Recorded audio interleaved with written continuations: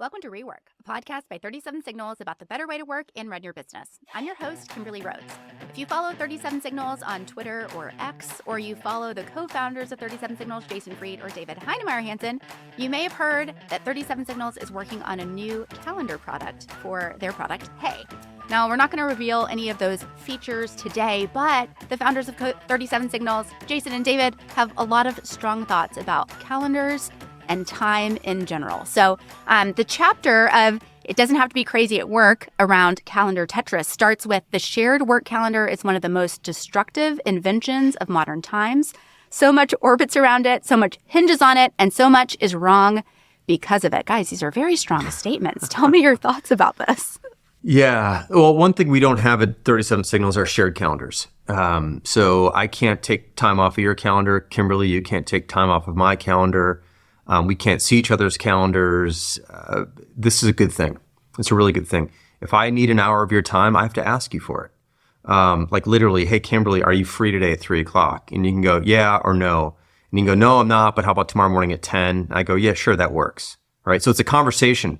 And some people go, that's so inefficient. And go, yeah, it is inefficient. It should be inefficient. It should be hard to take someone else's time. And modern calendars have made it way too easy to take other people's time. Because it's just a block. It's like we're talking about Tetris. It's just a little square or a rectangle, and you forget what that means. That chunks their day. The minute you take something away, their day splits in half, or whatever remaining time they have splits in half. You've got a before and an after, and there's buffer time around that, and it just starts to cut the time and cut the days into smaller and smaller bits. And the way I've always thought about calendars, especially business shared calendars, besides not liking them, is that when you add something to, most people think you're adding an event. I actually think you're taking something away. You're taking away free time. You're taking away space. You're taking away time to work. So you're putting something on. No, actually, you're taking something away. And you got to think about all the things you're taking away from somebody when you ask them for their time. So we wanted to make sure, this is one of the reasons we don't have a shared calendar. And what we're building is not a team shared calendar either at the moment. This is a individual calendar system right now. But I think this is actually at the root of many of the problems inside most companies, which is that you don't own your time, you don't really have control over your time, and it's way too easy to take other people's time and to treat it as if it's just a square. It's just a little graphic, and it's so much more than that. I think the main issue here is how easy it is to slice up a day. You're taking some time, but you're also taking it in spots that don't make sense necessarily from the person whose time is being stolen. You're just putting, there's an open block here at 1:00. Great. Well, that person might have something at 11:30 as well, and then they might have something at 3. And then that loose space in between the blocks is suddenly rendered irrelevant or unproductive. Because you can't take these little chunks that are left once the Tetris blocks have fallen onto the week and do something with that. This is one of the things we talk about so often, this sense that your calendar may very well be full of colorful Tetris blocks. You're collaborating, you're having meetings about things, and then you get to Friday afternoon and think, wow, what a busy week. And also, what the hell did I get done? And perhaps nothing of significance. I didn't move things forward. I didn't move the things forward that I wanted to move forward. And I think this is at the root of that discontent that the modern corporation often puts into people.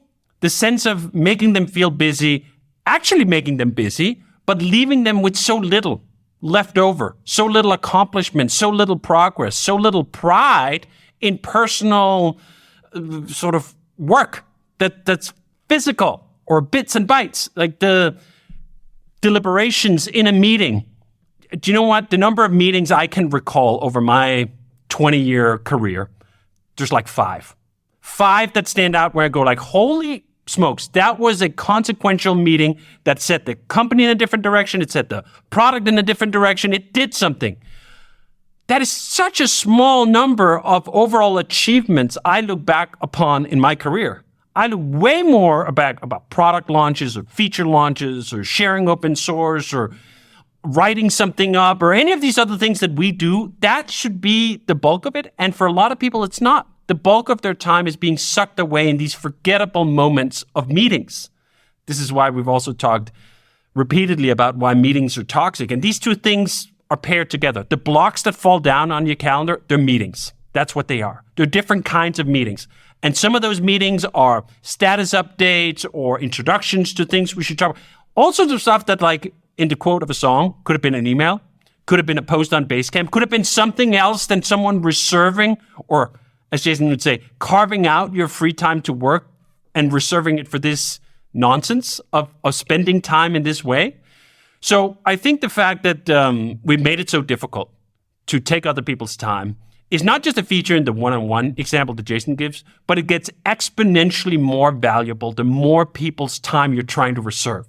If you have a shared work calendar, it's very easy to take 5, 7, 8, 20 people's time for some bullshit meeting where at least half of the participants have no interest whatsoever in being there. They're being there out of obligation. They're being there because the manager called the meeting. They're being there because they don't want to piss off someone else. They're being there out of social obligation. They're not there because they want to be there, right? But the calendar system made it easy. At 37 Signals, it's a pain in the ass to try to rally 5 people. Like, it is exponentially harder. Every single time you add another person to a proposed call, trying to figure that out by hand is trying to do sort of, finding a square root with 10 digits on a abacus or something. Hard. Computers do that very well. Computers are very efficient at lining up Tetris blocks on a calendar, and we need the friction.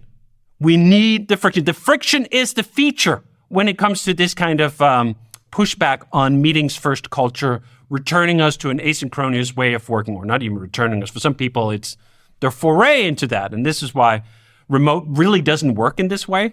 A lot of people who were deeply unsatisfied during the time that they were forced to be remote were because of the calendar Tetris. All the blocks that fell on the calendar, and then that was just Zoom meetings, Zoom fatigue, all this other bullshit. It doesn't have to be like that. And this is why when I share my personal calendar or talk about my personal calendar with other entrepreneurs, they often don't believe me. Like, no. What do you mean you have 2 appointments on for a whole week? That's like the first 2 hours of my morning, right? Like, so many people, especially managers, especially entrepreneurs, have conditioned themselves to think this is normal. It's totally normal that my entire calendar is full of all these colors from people or my assistant or whoever taking my time. It doesn't have to be. My calendar very often has very little on it at all, and I cannot tell you how much of a bliss that is and how related it is to this sense when people ask me, like, I don't know, how do you get so much done? And either me personally or us as a company, how do you guys produce so much? How do you write so much? How do you release so much software? How do you do so many features with so many? It's that. It is that. It is the long weeks that are not jam-packed with calendar Tetris meeting games. That is why we can do the things. It's not because we're working the 80 hours a week. I often feel like, you know what? I'm not busy at all. Very frequently will I look at Friday afternoon and go like, woo, what a week. What a week. Like, that's just not the normal operation. There will occasionally be those weeks and there will occasionally be that day, but the natural feeling of working here is not like, holy shit, my days is blasted with all these obligations. And this is why we get so much stuff done. Okay, I will just jump in and say, as an employee, I think this one thing contributes so much to the feeling of calm, like the feeling of calmness, because you have time to actually get your work done. And having worked in other organizations where people are just putting things on your calendar and you work an entire day, maybe working through lunch, at the end of the day, it's like 5 o'clock, 5:36, and you're like, okay, now I actually do the work that all of these meetings and interruptions created. Yeah, I mean, imagine just like working, looking at your calendar in the morning, and then like doing some stuff and looking at it again like 2 hours later, and it's your afternoon's full. Like, you didn't make it full; someone else made it full. That's crazy, and that is like the fundamental. Like, it doesn't have to be crazy at work. That is crazy at work. If other people can take your time, fill up your day, and they're not removing things from your plate either. So like, they're just adding stuff. You've got your own things you need to do, and now you've got to also be with them and do these other things. And you really look, yes, you can click decline on a meeting, but no one's going to do that most of the time. There's social norms in an organization. You're not going to decline people left and right. And also the word, just decline. This is the other thing I don't like about calendars is the language calendars tend to use. you're not going to decline somebody. That's just like a very negative thing to do. So like, why would you press that? Versus like, can't make it, or I'm working on something else, or like there's all these other types of languages. And if we eventually go in this direction with our calendar, I'd like to go in that direction with language as well, like giving people ways to respond to the request. Like it's not just decline. It's like, oh, well, I can't do this, or I can't do that, or I'm doing something else, or I'm going to skip this one. That's how people would say it in person. But digital calendars are so rigid and they're so presumptive, and they give you just one option basically. And I think that's one of the reasons why people are afraid to press it, frankly. I think decline is probably one of the least pressed buttons in all of UI design. I think if it was a physical object, it would just be covered in cobwebs and dust and so on, because no one would have touched that button for years on end. I think, Kimberly, this also attaches to, Jason had this viral TED Talk a number of years ago, why work doesn't happen at work. This sense that like the main time when we talk about work, it's actually not available for work. The time that's available for work is after work or before work, which is just such a screwed up notion that you cannot get work done either at work, that was about the physical place, but it's just as much as you can't get work done during work hours, because work hours fill up with all this other gunk that steals your productive capacity. And not just even time. I think time is part of it. Jason, you had this wonderful contrast that there's time and then there's attention. And for me, if I can 2 meetings on a day, the attention of the day is gone. I cannot use that day for the kind of peak, high shelf, deep dive, whatever you want to call it, move the ball forward, creative work, because the attention has been diluted. And it just took 2 one-hour sessions. There's 8 hours in a day. What? You should have 6 hours left over. Yeah, I have 6 hours on like a stopwatch. I don't have 6 hours worth of attention left anymore. That has been disrupted, stolen, taken away, which is also why this connects to the notion that the most powerful tool any entrepreneur has, in particular entrepreneurs, because there's so many things coming at them at the same time, is no. No, I don't have time for that coffee meeting. No, I'm not going to jump on a Zoom call with you. No, I don't want to hear a presentation about your product. No, no, no, no, no. That's the only way to keep sanity and forward momentum happening. Okay, so we've talked about that we don't have a shared calendar. No one's just putting time on your calendar. Jason, you mentioned, even individually, if someone wants to schedule time, you reach out and kind of negotiate it. How does it work at 37 Signals for department meetings, or even like a company-wide, every 6 weeks we do a company-wide stand-up? Like, how do those kind of scheduling things work at the company? Yeah, different teams handle this differently. For example, the design team has a sort of a standing optional meeting on Thursday mornings. Or actually, now it's not even Thursday mornings. I forget which morning it is. It's been moved because we're doing the hay thing now. But there's kind of a standing thing, and it's totally optional. And basically at every call, 25% of the people don't make it. They're like, yeah, I'm busy. I'm working on something. In fact, the answer typically is like, you know what? I'm heads down on something that's more important, frankly. And nobody's offended and nobody feels bad about it. It's like, okay, they can't make it. They're working on something. And most people are like, yeah, me too. Or, I'll jump in for a little bit. It's like this social hour kind of thing than it is anything about business or work. So most of the things that when people get together in mass here, it's a social thing, which means it's optional. Social things are always going to be optional here. The all hands every 6 to 8 weeks or so, we tend to do it during the cool down between cycles. If you don't show up, I don't really care. It doesn't matter. Like, most people show up, but it's an hour. We kind of share some things that have been going on. People have questions, and if it ends early, it ends early. It's not a big deal. It doesn't go long, that sort of thing. We make sure it doesn't go long. But there's not like 3 of these a day. There might be 1 of these a week that you're part of. Or like this call, we do 2 of these every week. We record 2 podcasts. Like, this takes about an hour-ish. And that's a standing thing, but we're producing something. So like, that feels like this is not a meeting. This is a production. So yeah, I think, different teams, I think support sometimes has a few more things that more different people get together, but every team's on their own on this. And the key thing is that it really should be optional.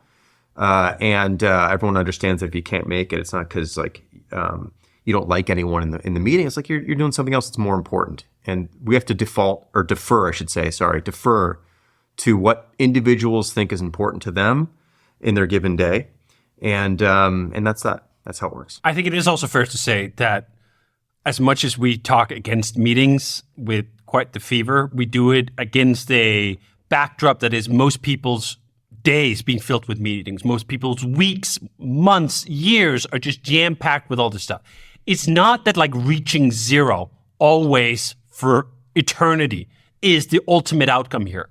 Just like we really enjoy meeting in person twice a year to recharge, I also do think it is important to occasionally have that connection, even if it's just over a video call with someone else on your team, and just we can like, do you know what? I'm not just working here alone in a vacuum in an orbit, but it should be coming as a pull from you. And this is why that optionality is so important, that like, I am going to this meeting or social hangout or whatever we have a week because like I would like some of that. This is very different. If you ask most people about their feelings on meetings in general, they're like, there's way too many, there's views, I didn't need to be there, all this other stuff. Like, that's not a typical reaction someone at 37 Signals will have. They will be like, I will opt into this. I will enjoy going to this because I can just vote with my feet and sort of walk out or not come if it's there. Which is also what's sort of interesting. We put all these standing gatherings in Basecamp. They don't actually go straight to your calendar necessarily. You can then choose to go like, all right, add this one to my calendar. And if you don't, totally fine too. There's no decline button. There's an opt-in. I would like to have this on my personal calendar because I want to show up. There's not a, oh shit, if I push decline to the 6 week, Jason's going to see this. We can't even tell. We use Zoom, and there's like 3 pages of Zoom. So whether you're there or you're not there. Yeah.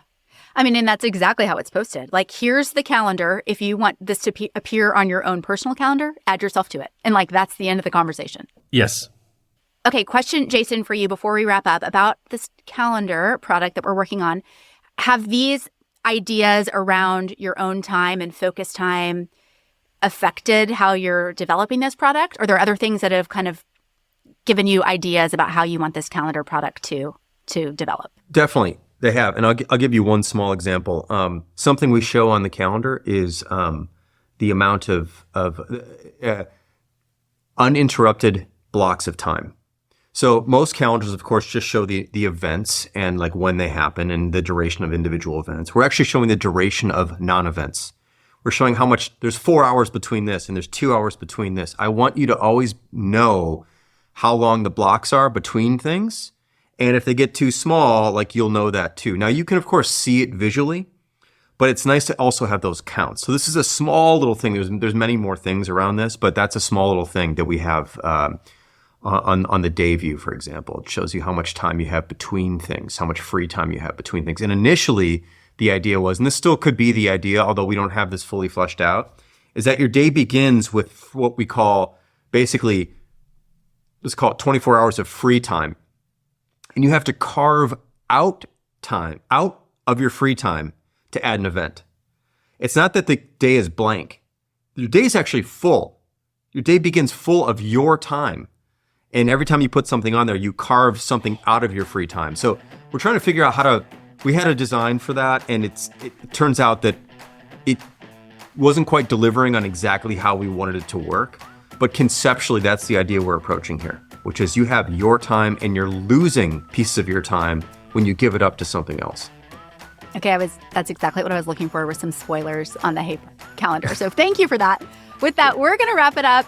Rework is a production of 37 Signals. You can find show notes and transcripts on our website at 37signals.com/podcasts. You can also watch full video episodes on YouTube and Twitter.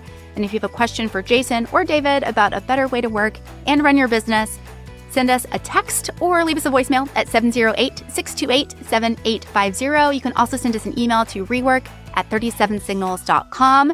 Make sure you're following along on Twitter, 37 Signals Jason and David, because we'll be talking a little bit more about the calendar as time goes on.